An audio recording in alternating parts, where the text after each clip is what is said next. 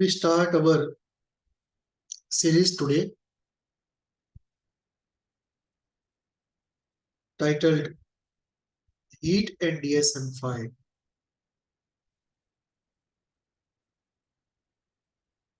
Before we have done a series, Psychoanalysis and DSM-5. In that series, what we did was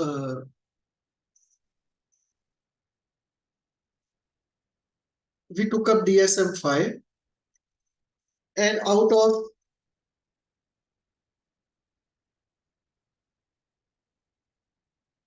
I believe 22 chapters of DSM-5, about 4 to 5 chapters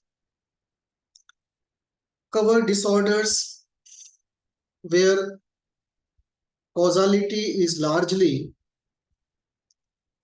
biological.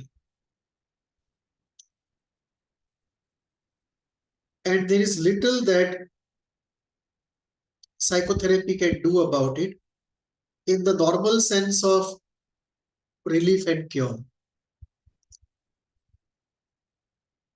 Of course, there can be supportive therapy, there can be occupational therapy, there can be remedial education.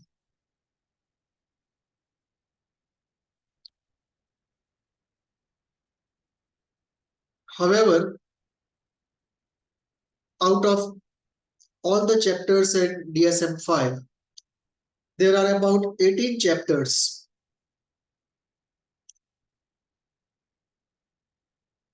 where psychotherapy can play a substantial role. In our last series, Psychoanalysis and DSM-5, we took up these 18 chapters and we tried to provide and discuss psychoanalytic explanation of causality of disorders in all these 18 chapters, and we went chapter wise. So for each chapter, we had one episode of discussion.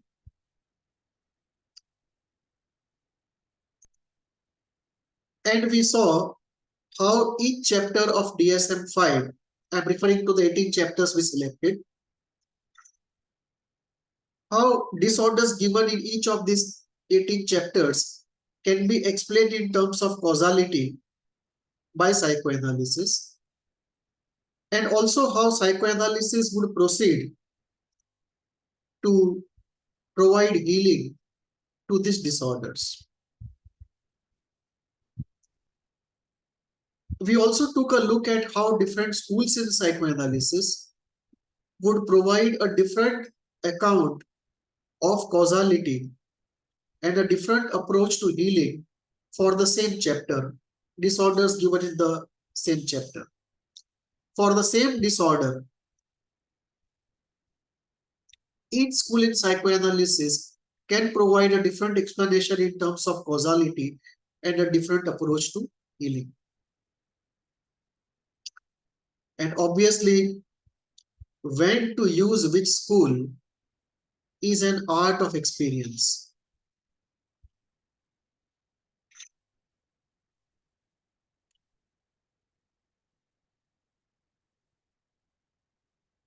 Expanding forward from psychoanalysis and DSM-5, we come back to DSM-5 again, this time with a wider approach in conceptual terms.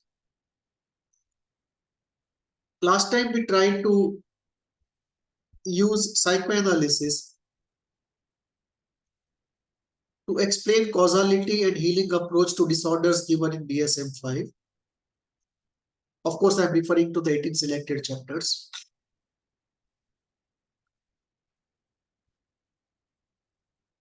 In the new series, this present series, Heat and DSM-5,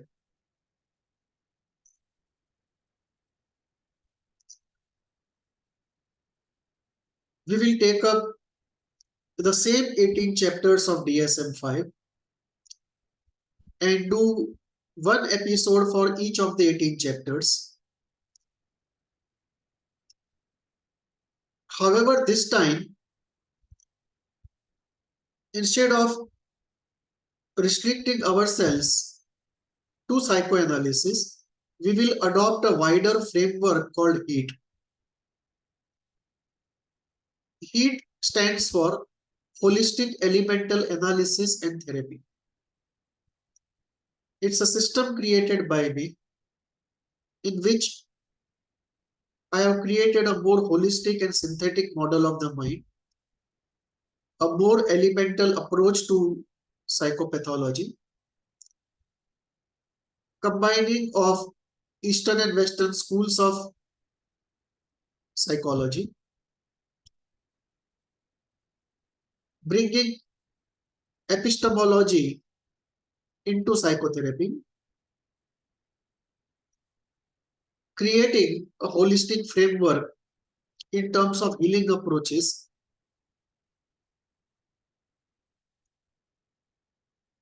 to create a more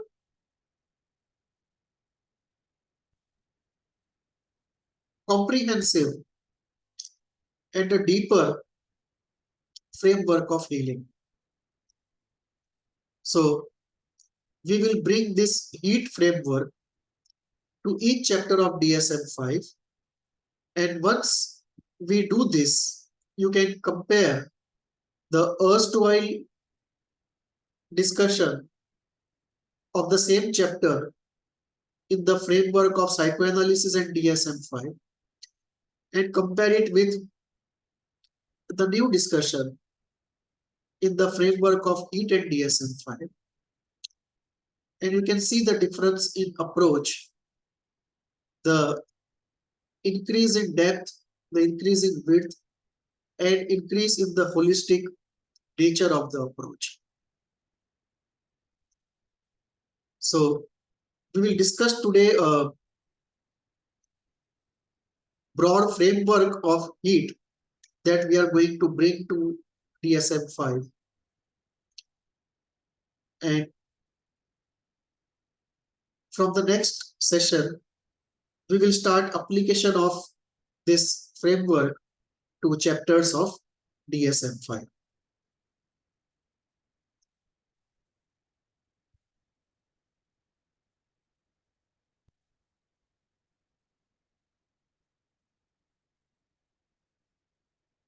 The framework of HEAT that we are going to use for engaging with DSM-5. It is a 5-step framework. I have explained this entire framework of HEAT in many episodes, which are already there on the channel. So I won't repeat it. I will cover it up in a concise engagement.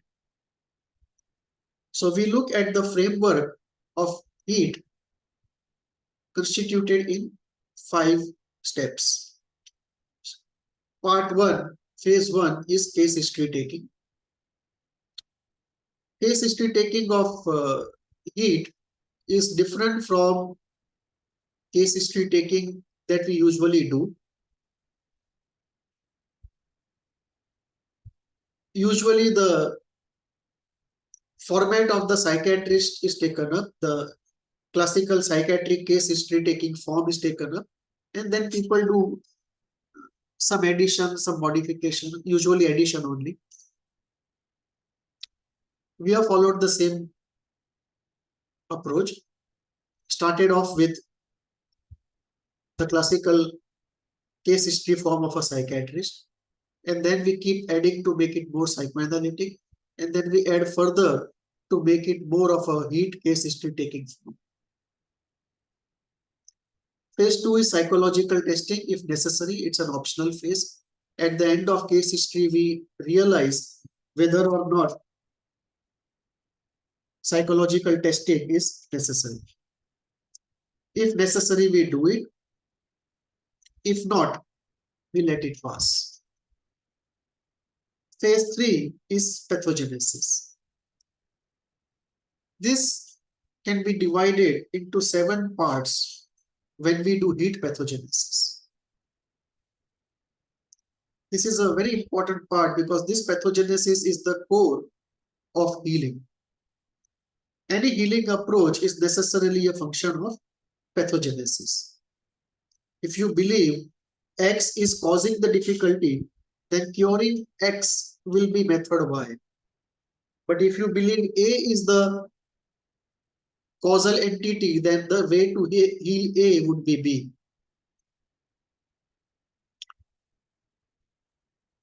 So pathogenesis in heat involves 7 steps.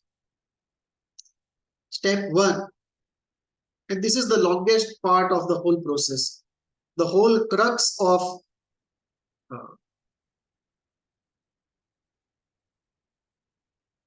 heat approach is in phase 3 and 4. So phase 1 is case history taking like in any other method. Phase 2 is psychological testing like in any other method. Phase 3 is pathogenesis like in any other method, with a qualification that the pathogenesis here is different. It is heat pathogenesis, which involves 7 steps. First is the philosophy. Because heat asks this question, the system of heat puts a question, a philosophical question. Why should any event happen at all? What are the generic causing factors of any event? And if we know this generic event causing factors, then we say the psychological event or the psychopathological event which is responsible for the suffering, that also is caused by some factors which are covered in this general model of causality. Because the psychological event also is an event covered by this philosophical approach. So the first is to look at event causality. We'll take a look into details of each of these areas. Then the second is in terms of looking at the pathology. So first is to look at the pathology as an event and look at the generic causality of pathology in philosophical terms. From the generic, we come to the more specific. Looking at psychopathology in terms of schools of East and West. What do different schools of East and West say about the pathology? Third, using the Eastern model of the mind or Eastern model of the human system, go into, and we of course look at the 5-body system here. So the body is not only biological body, but it's biological body, energy body, emotional body, thought body, karmic body. So the third layer of analysis is, if we go by the Hindu model of psychology, Hindu psychology, which body is most affected by this psychopathology? In which body it is rooted? Because every pathology will be rooted in one body and it will have its tentacles and presences and effects in all the bodies by and large. So which body is the root body and how the tentacles have spread out into other bodies? Which region of the system is affected? Which organ is affected? And what is the general mechanism of the psychopathology in these terms, if we can understand it?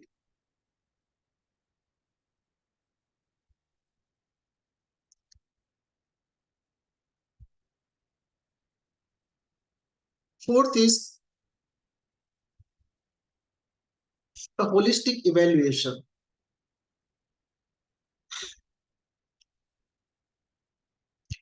That given what the schools say, given the region affected, the general mechanism of effect, discussion with the person, the case history that we have with us, what has helped and not helped the person, what is the overall evaluation, which school should be followed, which organ should be treated in what way, or which, if the organ is not affected, then which function should be addressed in what way. Then we look at the essential epistemological process. I'll have to put it upside.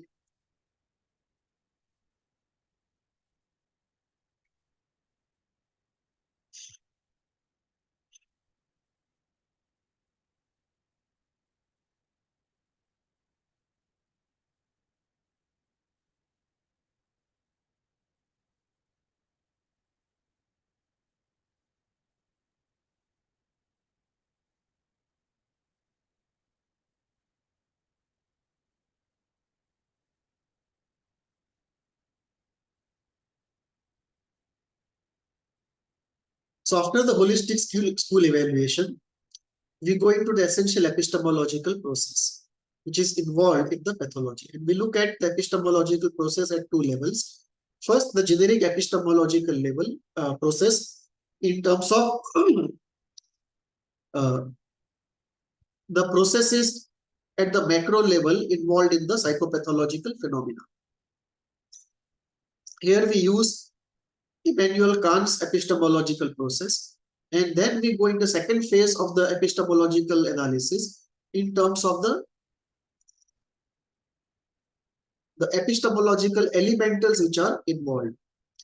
And there I have a modified list of epistemological elementals. Part of the list comes from Immanuel Kant, part of it comes from other epistemological philosophers.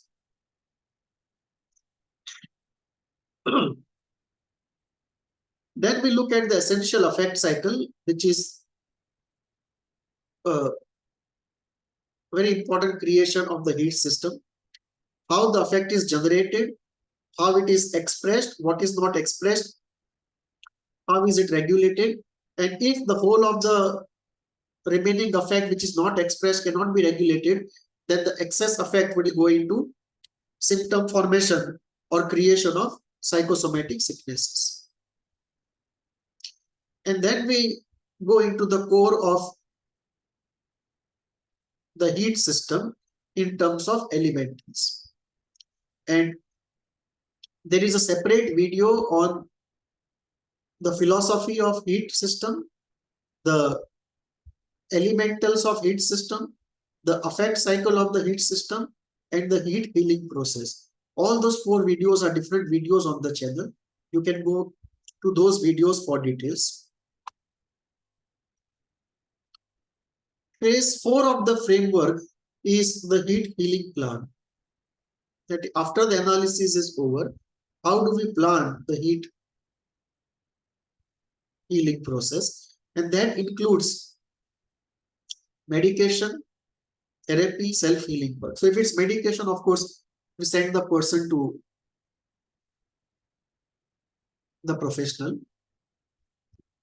In many countries, it would be that the professional would be referring to the therapist.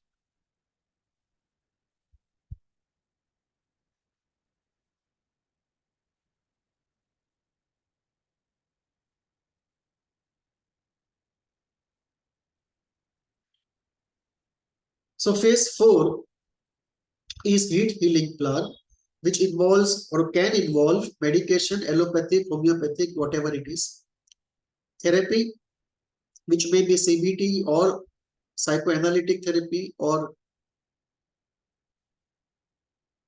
ISTDP or any other form of therapy, and self-healing work, the work the person has to do on it by himself. It may be CBT homework, or it may be some exercises, or it may be Jungian self-exploration of active imagination, or it may be rest and relaxation. It may also involve social work. It may involve learning Reiki or pranic healing, whatever the situation be. And phase 5 is actually doing the therapy. So once we are clear that what the healing plan is, and different parts can be outsourced to different people, some part the person has to do by himself, and the center is therapy. The question is, how do you do it? The heat model goes into 7 steps. The first is safety and self-expression. The person lightens himself and sees that he is not criticized, not confronted, and he can go on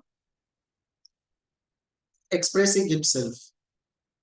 And slowly we bring the person to the state that free association, no matter how crazy it is, how disjointed it is still felt as safe. So the first is safety and self-expression. Second is the problem analysis. First, we ask the person what is his analysis, and then slowly we start bringing in our knowledge. First, cognitive generic knowledge, and then more of psychotherapeutic, psychoanalytic knowledge for problem analysis. What is the problem? Third is the session starts. I mean, I should not say psychotherapy, it is all psychotherapy itself. Should say.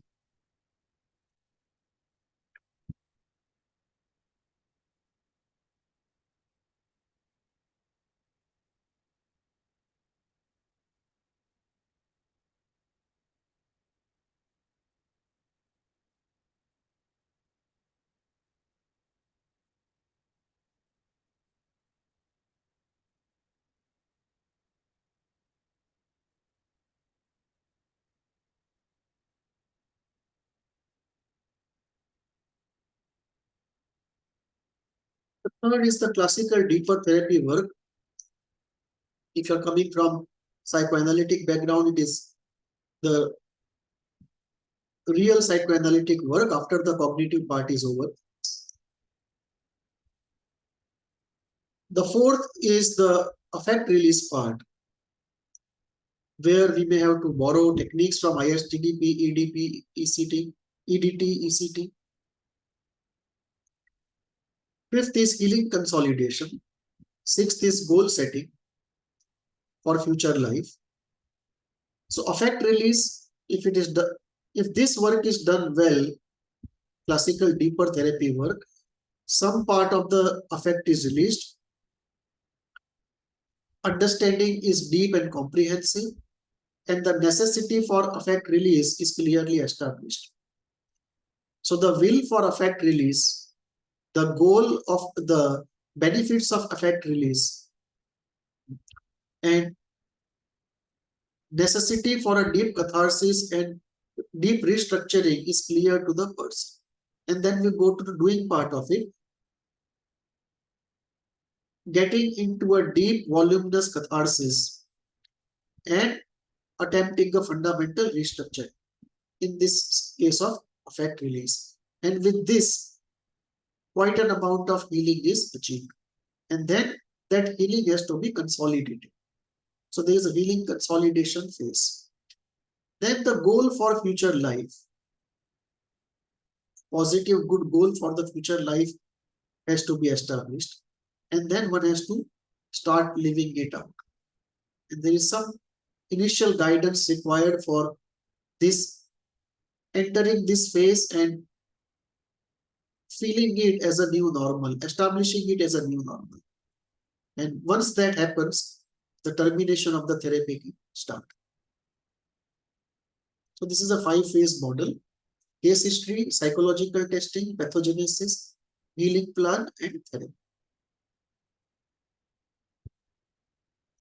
Now let us look quickly in terms of this different parts of phase 3. Event causality, schools, 1, 2, 3, 4, 5, 6, 7. Let us look quickly at what are the detailed elements that we find by deconstructing each of these areas.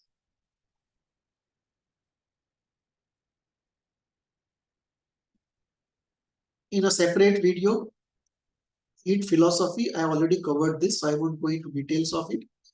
But when we look at event causality, there are 11 factors.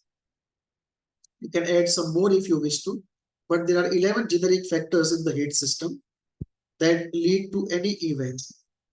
And because the event that leads to psychopathology also is one more event in this universe, that is also covered by this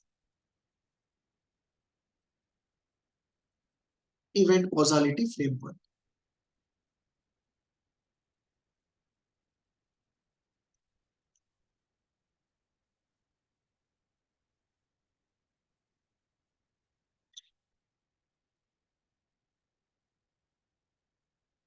you can see it is very different.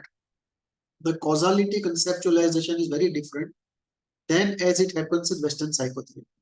In Western psychotherapy, you factor in number 9 laws of nature, free will of self, free will of others. You don't factor in other elements.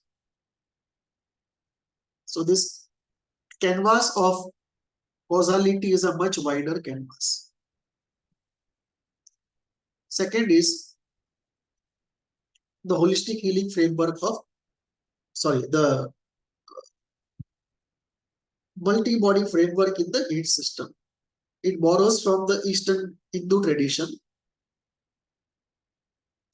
So in the Hindu psychology, you have conceptualization of these bodies.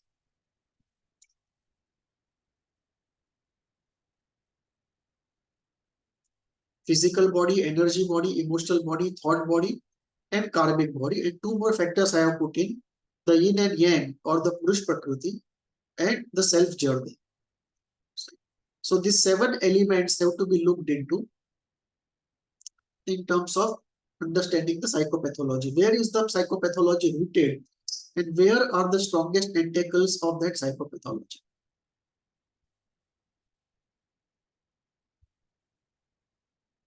And the sciences to explore each of these bodies is given here in this column. And the elementals that have to be focused upon in this system are given next to it. And healing systems which can be accessed to address are given in this column. And of course, the holistic healing package involving these multiple variables is individual and pathology specific. You can see the video on this particular area. It's separate video.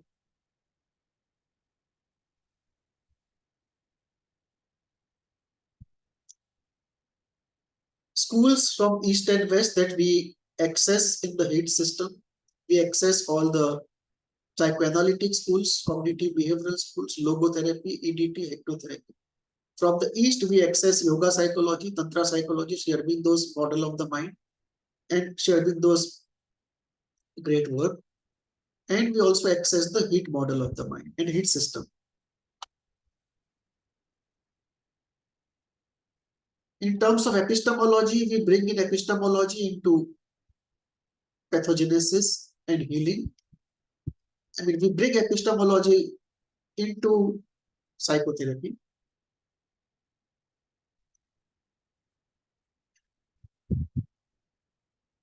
Except beyond, nobody has really brought epistemology into psychotherapy, and it's very necessary. Beyond also could not do a good job of it. He tried, but he could not bring in a very refined version of epistemology and do a very clear conceptual development in the context of psychoanalysis. But he did start off the process, no doubt about it.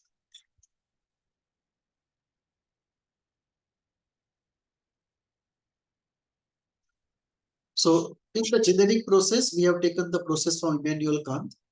There is a stimulus, and then the stimulus is registered by the senses, creating a sensation. Sensation converts into perception, perception into conception, conception into knowledge, knowledge into wisdom. This is the generic epistemological process involved in all thinking, including that process which led to creation of psychopathology. So this is also the process involved in trauma, and this will probably also be a process involved in the healing part of it. It's a very generic process. The second part of epistemology is to use epistemological elementals. So you see there in this column are the epistemological elementals. This list is partly taken from Immanuel Kant, partly from other philosophers, and certain things I have added on. So the first is this epistemological variable important for our psychopathogenesis for our therapy purposes? Those which are not useful, we just say not applicable. Those which are useful, we say they are applicable in a particular way, and level of significance low, average, and high. And of course, usually we focus only on those which have the significance is high. Then we come to the essential affect system.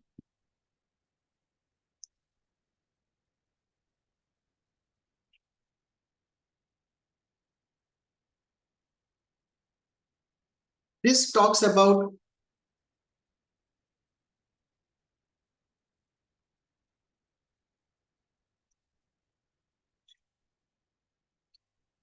affect generation, affect regulation, symptom formation. But affect generation is preceded by desire activation. The desire can be activated from outside by a stimulus, Lacan's object patia, or it can be evoked from inside by the biological clock or a psychological clock or by the karmic endowment, or because of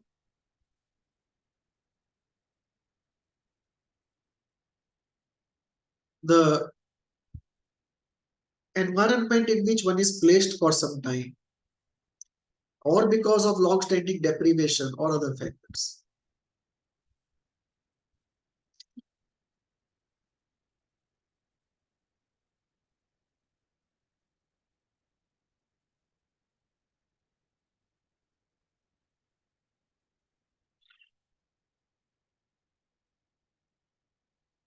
Other factors may be X, Y, and Z. The list is not comprehensive. As we go along, the model will get more comprehensive. So there is activation of desire, and then a full process happens, and that leads to generation of affect. Those who want to see how we go from this to this, you can see the videos on it. That how desire is activated, and then how life energy moves towards a particular chakra, activates the chakra. I mean, how the life energy moves there, and then the life energy also makes use of cognitive elementals. Evaluation happens, and then affect is generated. So this is the affect. Affect regulation, symptom formation. And L is the level. So if you see a particular affect being generated, what has been the strength of the stimulus? Low, high, average, very high. So very low, low, average, high, very high. This can be put here against each of the variables. That helps us to understand how at the roots causality is at work.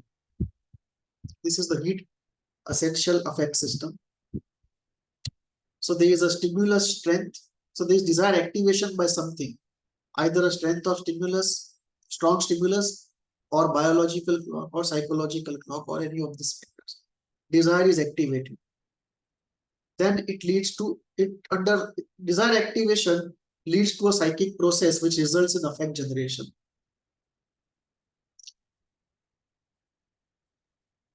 Now these are the factors which will determine how much of affect is generated.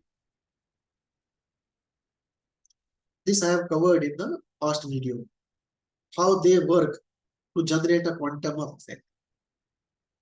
And this effect generated will partly be expressed. If it cannot be expressed, it has to be regulated. And this regulation can go into sublimation, containment, and whatever is the excess effect which cannot be regulated has to be tolerated, or may go into the body but may not create a psychosomatic sickness. But if this quantum of excess effect is very large and it cannot be tolerated either psychologically or biologically, then that excess pathological effect will lead to psychological symptoms or psychosomatic sicknesses. Holistic healing plan. Holistic healing plan involves medication if necessary, maybe allopathic or homeopathy. Psychotherapy, self-work the person has to do at home.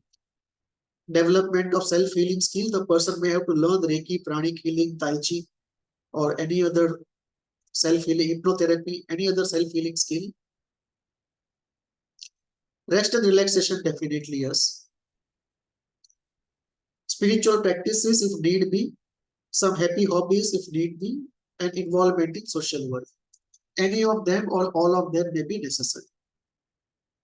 This creates a holistic healing plan. Now we come to just taking a look at after the holistic healing plan, when the therapy starts, how do you do therapy in heat? So this is therapy.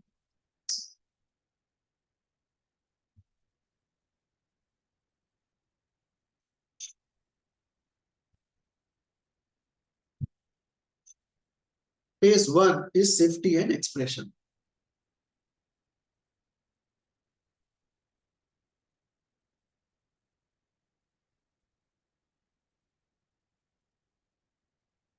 So in that first phase, we develop, institute, encourage, support development in the therapy space of a safe space, a safety. So we focus on development of safety, positivity, sensitivity. Help the person express his story completely, the my story phase. Help the person articulate his desire no matter how irrational it is.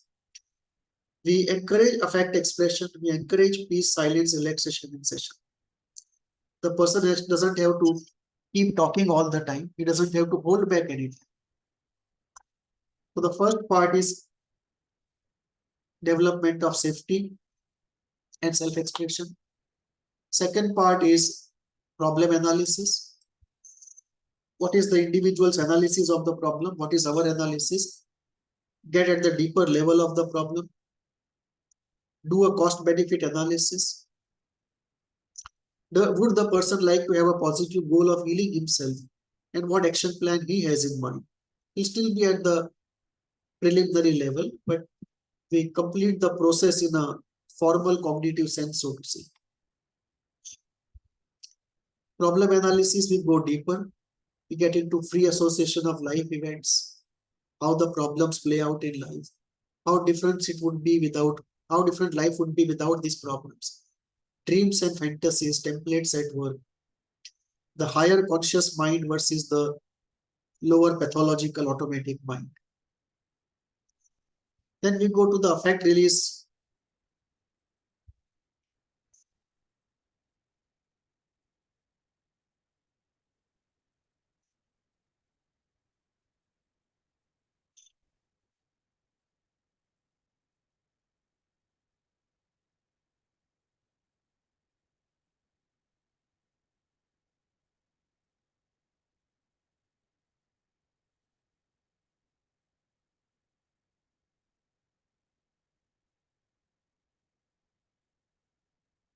Replace this as the classical deeper therapy work. This is not only an extension of problem analysis, but also if we look here,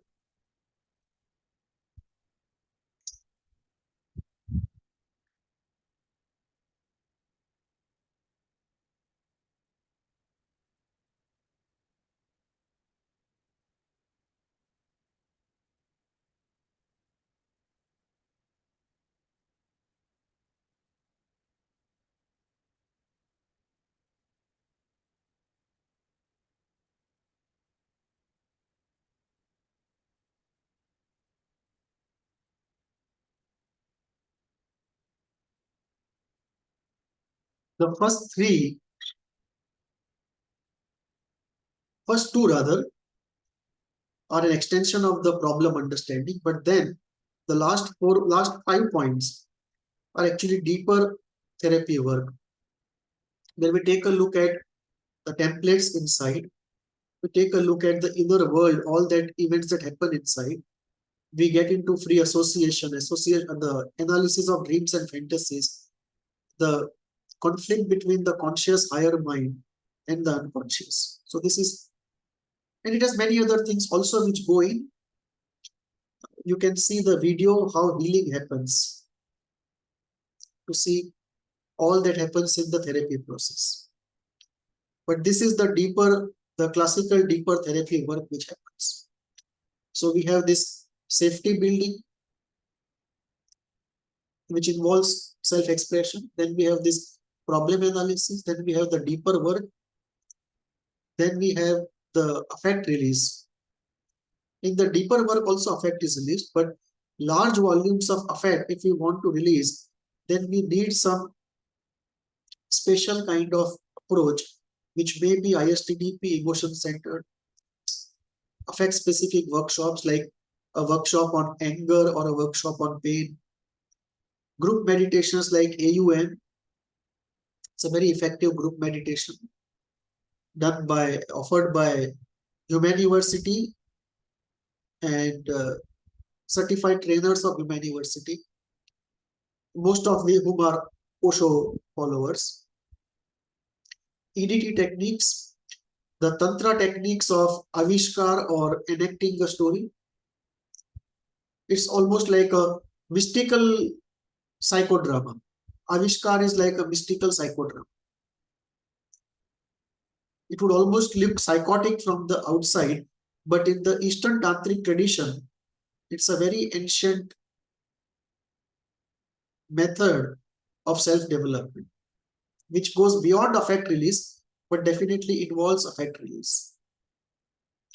Psychodrama can be used, and all these are affect release techniques.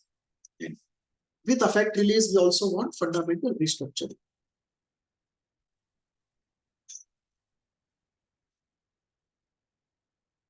Part of the healing happens in the safety phase, a small part. Large part happens in the classical deeper work. Equally large part can happen in catharsis and restructuring. And after that, the consolidation of healing has to be done. So whatever has been healed, it has to be consolidated. So the healing consolidation phase then starts. Consolidation of the positive states, consolidation in action, not only in thought and in therapy session. A happy revisit to those past events which used to trouble otherwise. Exploration of how life could have been different had the problems not come in, and be able to happily do the mourning. And a complete story of the self, why the self has chosen to go through this particular story and how this story is ending in a particular destination. This brings us to the goal setting. Some people can use this technique in the first part itself, goal setting, and then start, or you can go into safety and self-expression and then come to the goal setting and then start the other processes. Some can prefer to do it partly in a superficial way initially and then go into a more profound goal setting. Some take up to the end.